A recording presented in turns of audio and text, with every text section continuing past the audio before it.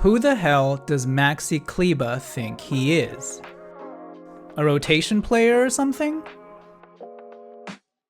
Well, after stepping in Rui Hachimura's absence on Saturday night for the Bucks and outplaying staple rotation players like Jared Vanderbilt and Jackson Hayes in 25 minutes, the answer may actually be a little more complicated than I thought.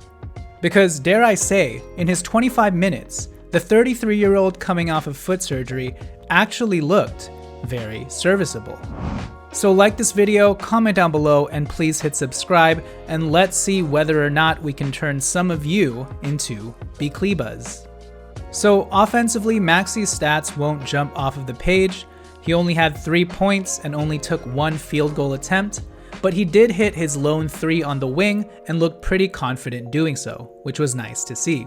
Now, he did dish out 3 assists, including this nice drive and kick in which he attacked the closeout well and found Austin Reeves for an open 3 to help stave off the Bucks' run. He also had this nice DHO to Reeves, where he showcased his rock-solid, disciplined screen setting and good 5-out fundamentals. But outside of that, Maxi's biggest contribution offensively was probably just as a connective player, spacing the floor a tad bit more for Luka and Reeves than a guy like Jackson Hayes or Jared Vanderbilt would have been able to do. And in general, Maxi is just a very high IQ basketball player who does a lot of little helpful things that probably go unnoticed upon first blush. Check out this play in transition where Maxi holds off his man in the paint, walls him off, and allows Jackson Hayes free runway for the tomahawk jam. And it's plays like this, where he's able to leverage his sturdy, strong frame, his surprising mobility, and his overall smarts that really encapsulate Kleber's great connective play. So it's not surprising that Kleber had the 4th best plus-minus of the night with a plus 22. But what impressed me the most about Maxi Kleber's game versus the Milwaukee Bucks was his steady defensive presence. Because on nearly every possession, Kleber was really showcasing his great defensive IQ. He was consistently rotating to the right spots, forcing drivers to kick the ball out. He was impeding the paint and walling off easy penetration. He was switching with intention and using his above-average mobility for a power forward to keep ball handlers at bay. Check out this nice track and shadow where he follows the guard all the way into the paint, forcing him into an uncomfortable flip shot. And then other times I was really impressed by the physicality that he showed, bodying up guys like Giannis and always making sure to tag his man and box out.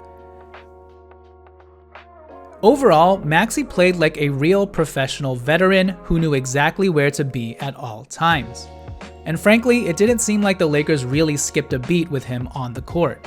But for those who have watched Maxi for a while now, his rock-solid defensive aptitude probably doesn't come as too much of a surprise. In fact, let me throw it down to a previous breakdown I did of Maxi Kleber's defense in the past when he's been healthy. Alright, now let's focus on Maxi Kleber's best traits on the defensive end of the floor.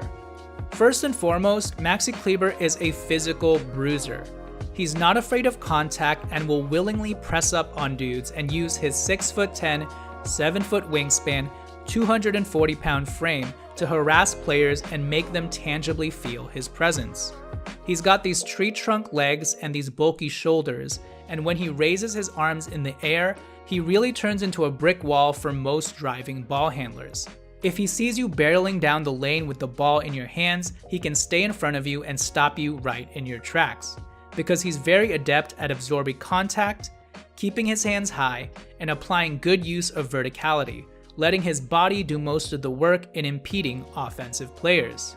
Next, he's also a fantastic weak side defender and solid shot blocker. Don't let his pasty white looks fool you. Maxi Kleber is a pretty athletic and explosive shot blocker. He's always lurking in the shadows and tracking where the ball is at all times, gauging when and where to come in for the spike. And once a player goes up with the shot, Maxi is absolutely loading up on his tree trunk legs and swooping in at the very last second to swat that shot away. He's also not afraid of going toe-to-toe with players in the air and meeting dudes right at the rim. If there's open space between Maxi and a downhill driver, Maxi's coming in like a freight train to meet dudes head-on to block that ish.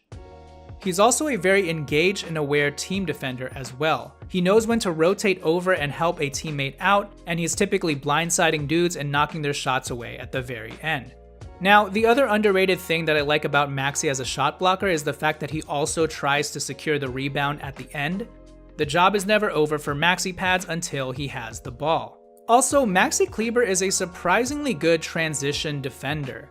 You will typically find him hauling ass and sprinting back the full length of the court just to contest a shot at the rim.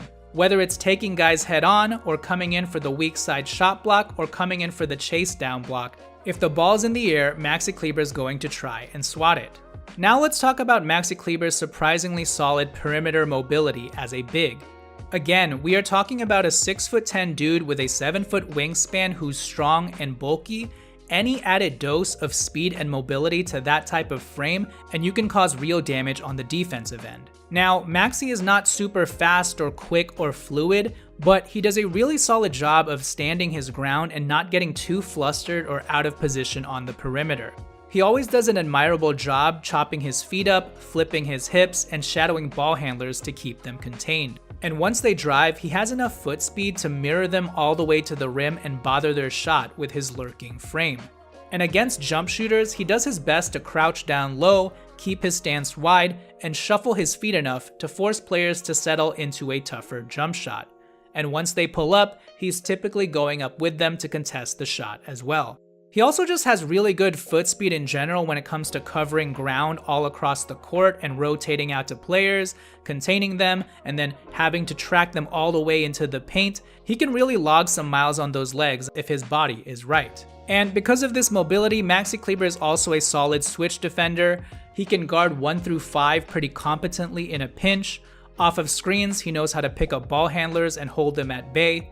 Unlike some undisciplined players like Jackson Hayes or Rui Hachimura, no shade, who can flinch at any crossover or first step from an adept ball handler and find themselves immediately out of position, Maxi Kleber is a lot more sound and disciplined in maintaining his defensive stance. And lastly, he can also defend drop coverage pretty competently as well due to his semi-quick twitch ability and awareness and his ability to recover. Overall, much like his offensive play, Maxi Kleber is a very smart, connective defender with good motor, mobility, and physicality. He's kind of like DFS, but in Rui Hachimura's slower-ish, bulkier body. So, in summary, Maxi Kleber at the height of his powers is a good, fundamentally sound basketball player with a high basketball IQ who doesn't get too sped up. He's a physical, boxy, bulky dude with broad shoulders who's got a good motor and good overall instincts and awareness of where to be at all times on both ends.